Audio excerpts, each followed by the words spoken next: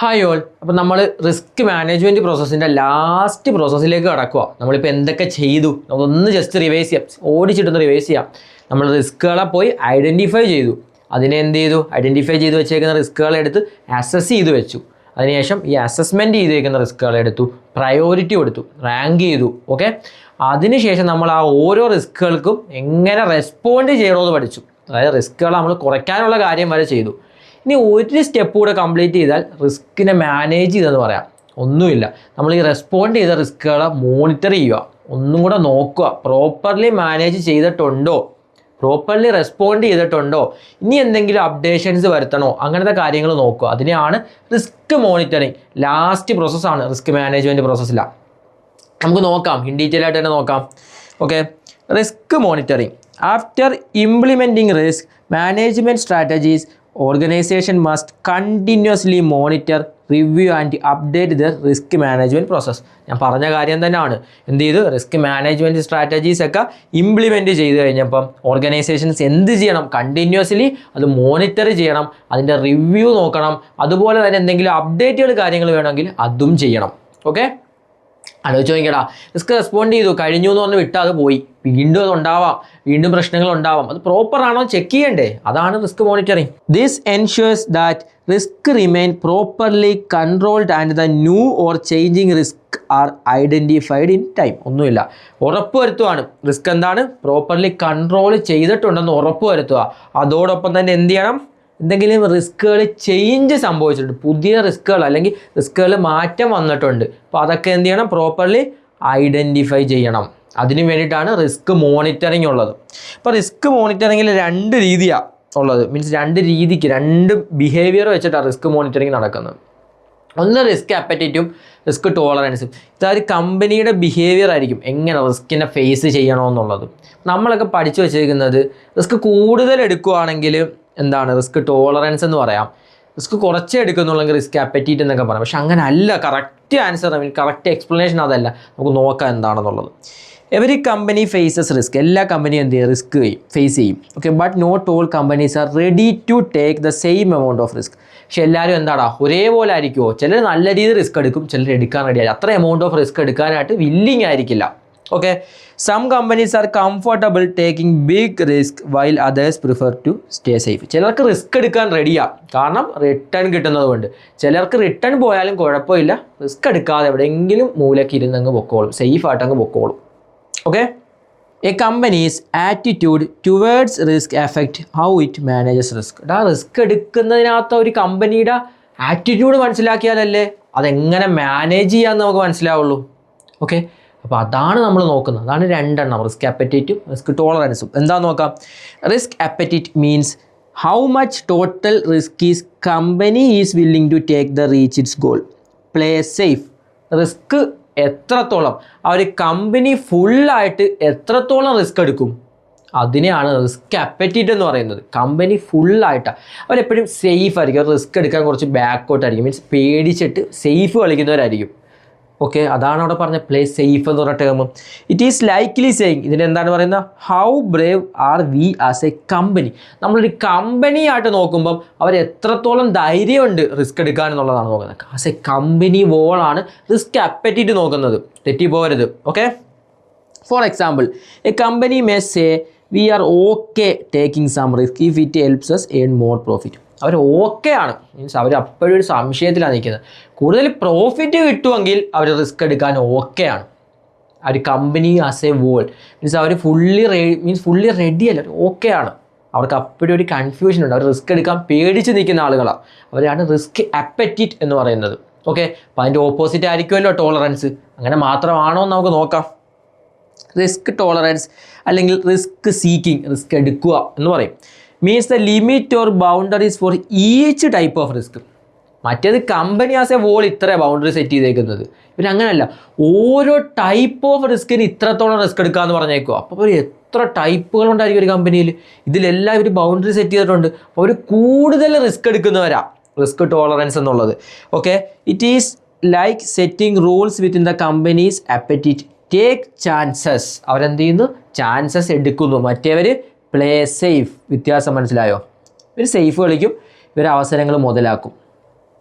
Okay, അതാണ് രണ്ടും തമ്മിലുള്ള മെയിൻ വ്യത്യാസം. അപ്പറ്റൈറ്റ് ആസ് എ കമ്പനി പോലാണ് ഇവിടെ ഓരോ റിസ്ക് റിലേറ്റഡ് ആയിട്ടായിരിക്കും ഇവർ ചെയ്തേക്കുന്നത്.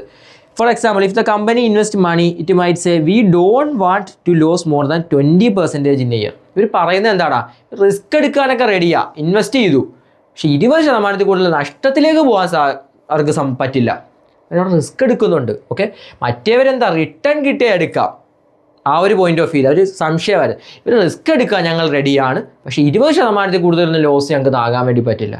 അപ്പോൾ അവരെന്താ കൂടുതൽ റിസ്ക് എടുക്കുവാണ്, കൂടുതൽ ചാൻസസ് എക്സ്പ്ലോർ ചെയ്യുവാണ്, മറ്റേവർ സേഫായിട്ട് നിൽക്കുവാണ്. വ്യത്യാസം മനസ്സിലായില്ലേ?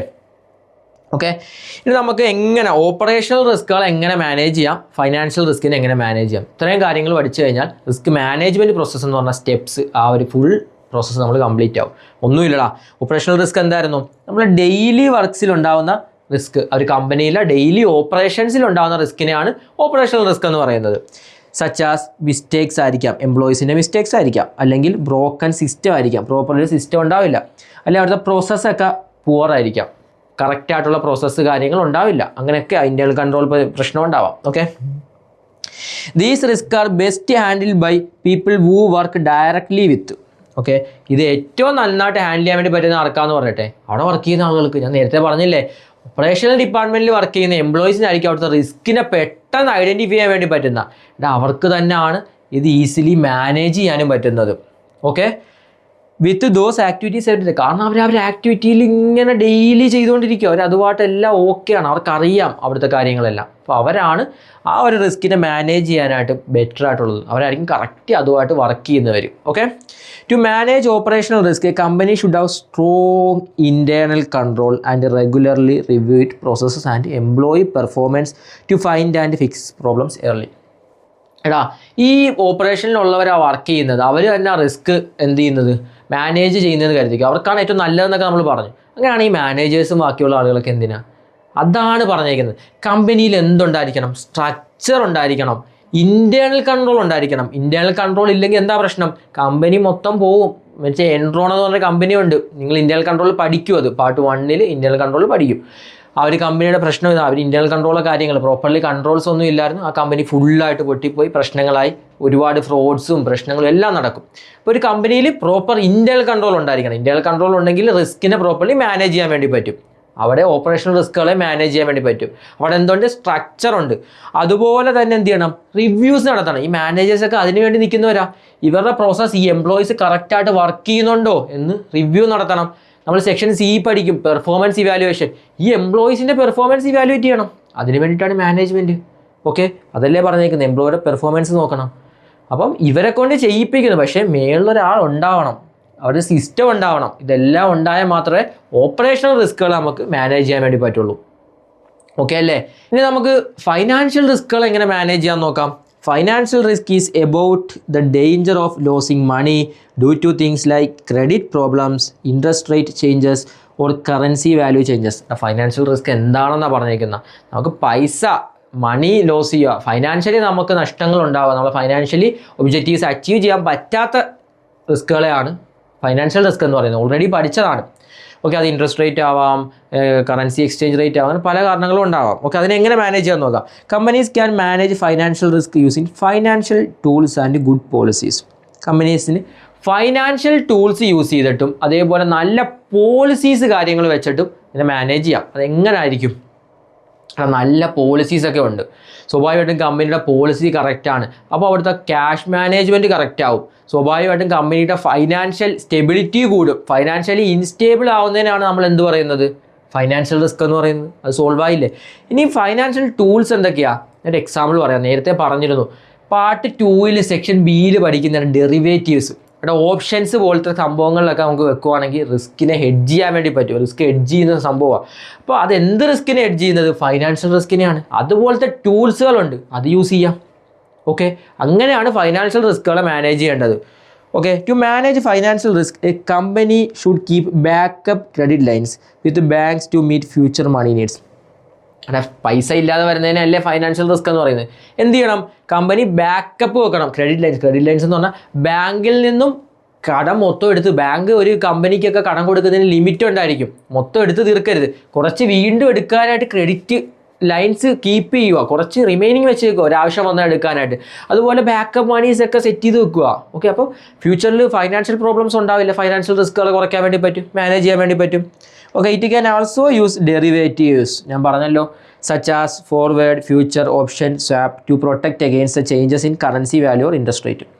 ഇൻട്രസ്റ്റ് റേറ്റ് മൂലം ഉണ്ടാകുന്ന അല്ലെങ്കിൽ കറൻസി എക്സ്ചേഞ്ച് റേറ്റ് മൂലം ഉണ്ടാകുന്ന ഫൈനാൻഷ്യൽ റിസ്ക്കുകളെയൊക്കെ നമുക്ക് ഓപ്ഷൻസ്, വാറൻറ്റി, അതുപോലെ ഫോർവേഡ്സ്, ഫ്യൂച്ചർ, സ്വാപ്പ്, അങ്ങനത്തെ കുറേ കാര്യങ്ങളുണ്ട്. ഇതൊക്കെ വെച്ച് നമുക്ക് എന്ത് ചെയ്യാൻ വേണ്ടി പറ്റും? ഡെറിവേറ്റീവ്സ് എന്ന് പറയുന്നതിനൊക്കെ സിമ്പിൾ. ഇത് വെച്ച് നമുക്ക് എന്ത് ചെയ്യാൻ വേണ്ടി പറ്റും? കുറയ്ക്കാൻ വേണ്ടി പറ്റും. അപ്പോൾ അങ്ങനത്തെ കാര്യങ്ങളൊക്കെ യൂസ് ചെയ്യുക. Okay, in addition the company should have clear investment rules that specify which short term and long term investments are allowed. എടാ, ഇൻവെസ്റ്റ്മെൻ്റ് ഒക്കെ പ്രോപ്പർ ആയിരിക്കണം. നമ്മൾ കണ്ടെടുത്തൊക്കെ പോയി ഇൻവെസ്റ്റ് ചെയ്യുവാണ്, ഷോർട്ട് ടൈമിൽ ഇത്ര ഇടണം അല്ലെങ്കിൽ ലോങ് ടൈമിൽ ഇത്ര ഇടണം എന്നൊരു പ്രോപ്പർ സിസ്റ്റം ഉണ്ടായിരിക്കണം. അങ്ങനെ ആണെങ്കിൽ നമ്മളെ ഫണ്ടിങ് ഒക്കെ കറക്റ്റ് ആയിരിക്കും. നമ്മളെ ഫണ്ട് എവിടെയൊക്കെ പോയി ക്യാഷ് മാനേജ്മെൻറ്റ് സെറ്റ് ആവും. സ്വാഭാവികമായിട്ട് ഫൈനാൻഷ്യൽ റിസ്കിനെ മാനേജ് ചെയ്യാൻ വേണ്ടി പറ്റും. അപ്പോൾ ഇത്രയും കാര്യമാണ് നമുക്ക് ഈ ഒരു ടോപ്പിക്ക്, റിസ്ക് മാനേജ്മെൻറ്റ് പ്രോസസ്സ് എന്ന് പറഞ്ഞാൽ ഈ ഒരു ടോപ്പിക്കിൽ പഠിക്കാനുള്ളത്. ഓക്കെ, ഇമ്പോർട്ടൻ്റ് ടോപ്പിക്കാണ്. നിങ്ങൾ നിസ്സാരമായിട്ട് കാണരുത്. ഇതിൻ്റെ ക്വസ്റ്റ്യൻസ് ചെയ്യുക, അതുപോലെ തന്നെ ടെക്സ്റ്റ് വായിക്കണം. ടെക്സ്റ്റ് വായിക്കാനായിട്ടുള്ള നോളജ് നിങ്ങൾക്ക് ഇതിൽ നിന്ന് കിട്ടും. ടെക്സ്റ്റ് വായിക്കുമ്പോഴോ അല്ലെങ്കിൽ ക്വസ്റ്റ്യൻ ചെയ്യുമ്പോഴോ എന്തെങ്കിലും ഡൗട്ട്സ് ഉണ്ടെങ്കിൽ കോൺടാക്ട് ചെയ്താൽ മതി, ക്ലിയർ ചെയ്ത് തരാം. നിങ്ങൾ ടെക്സ്റ്റ് വായിക്കണം, ക്വസ്റ്റ്യൻ പ്രാക്ടീസ് ചെയ്യണം. നമുക്ക് ലൈവ് സെഷൻസ് ഉണ്ടാവും, എൻ്റെ ലൈവ് സെഷൻസിൽ ക്വസ്റ്റ്യൻ പ്രാക്ടീസ് ഉണ്ടാവും. അത് കൂടാതെ നിങ്ങളെ കൊണ്ട് എത്ര ക്വസ്റ്റ്യൻ ചെയ്യാൻ വേണ്ടി പറ്റുമോ അത്രയും ചെയ്യുക. അത് എല്ലാ സെക്ഷനിലും അങ്ങനെ തന്നെയാണ്. നമുക്കിനി സെക്ഷൻ ഡിയിൽ കുറച്ച് ടോപ്പിക്സ് കൂടെ റിമൈനിങ് ആയിട്ടുണ്ട്. ഏറ്റവും മെയിൻ ടോപ്പിക്സ് ആയിട്ടുള്ള എൻ്റർപ്രൈസ് റിസ്ക് മാനേജ്മെൻറ്റ്, ERM ഉണ്ട്, കോസോയെ കുറിച്ച് കുറച്ച് പഠിക്കാനുണ്ട്. അതുപോലെ തന്നെ ഒരു ക്യാപിറ്റൽ അഡിക്വസി റേഷ്യോ നമ്മൾ റിസ്ക് പറഞ്ഞ ടൈമിൽ പറഞ്ഞിരുന്നു, അതും പഠിക്കാനുണ്ട്. ഇത്രയും ടോപ്പിക്ക് കൂടെ നമുക്ക് കവർ ചെയ്യാനായിട്ടുണ്ട്. ഏകദേശം നമ്മുടെ ടോപ്പിക്കിൻ്റെ ഒരു 70% കംപ്ലീറ്റ് ചെയ്തിട്ടുണ്ട്. ഓക്കെ, നമുക്കെന്നാൽ അടുത്ത വീഡിയോയിൽ അടുത്ത ടോപ്പിക്സുമായിട്ട് കാണാം. Okay, by.